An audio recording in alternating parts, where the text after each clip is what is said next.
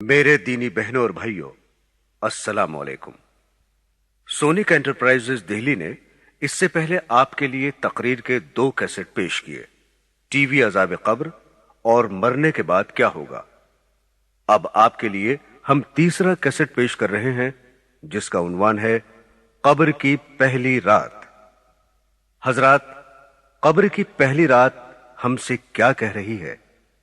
ए गाफिल, मेरे पेश आने से पहले मुझसे वाकिफ हो जा, वरना फिर बहुत पछताएगा।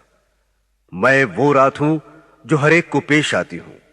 याद रख, तुझको और सबको अनकरीब पेश आकर रहूंगी। अपने पेश आने से पहले मैंने तुझे खबरदार कर दिया है। मैं खाक के नीचे सख्त अंधेरी रात हूं, लिहाजा रोशनी का सामान और आमाले सालेह का चिराग लेकर आना। 5 वक्ता नमाज, नमाज तहज्जुद, कुरान मजीद की तिलावत, अल्लाह और उसके रसूल सल्लल्लाहु अलैहि वसल्लम की पूरी फर्माबरदारी करने और अपने नफ्स की मुखालफत करने से मेरे अंदर चिराग रोशन होगा। कर जमी के नीचे जाने की भी फिक्र, ऊंचे ऊंचे यहां तो बनवाए महल। रोशनी की कब्र का सामान कर, काम जो करने हैं कर ले आजकल। हजरात ग्रामी, हुजूर नबी करीम सल्लल्लाहु अलैहि वसल्लम ने इरशाद फरमाया कि कब्र पर कोई दिन ऐसा नहीं गुजरता जिस दिन वो ये ऐलान नहीं करती कि ए आदम के बेटे, तू मुझे भूल गया। मैं तंगियों तन्हाई का घर हूं, मैं कीड़ों का घर हूं, मैं वहशत का घर हूं।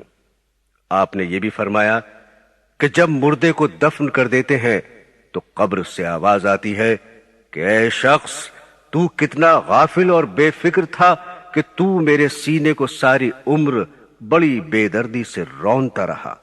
हालांकि तू ये जानता था कि तेरी आखिरी मंजिल मैं हूं और मेरे अंदर कीड़ों की पनाहगाहें हैं। मैं रंजो तकलीफ की जगह हूं, मैं वो हैबतनाक मकाम हूं जहां सिर्फ अंधेरा ही अंधेरा है।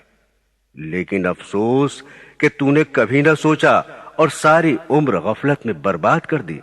लिहाजा अब भी जाग जा, जरा ख्वाब गफलत से होशियार हो, ना गाफिल हो, इतना खबरदार हो। मेरे दीनी बहनों और भाइयों, हम अपनी बदआमालियों की वजह से अपनी असल और आखिरी मंजिल को भूल गए। हम अपने दुनिया में आने का मंशा और मकसद भूल गए।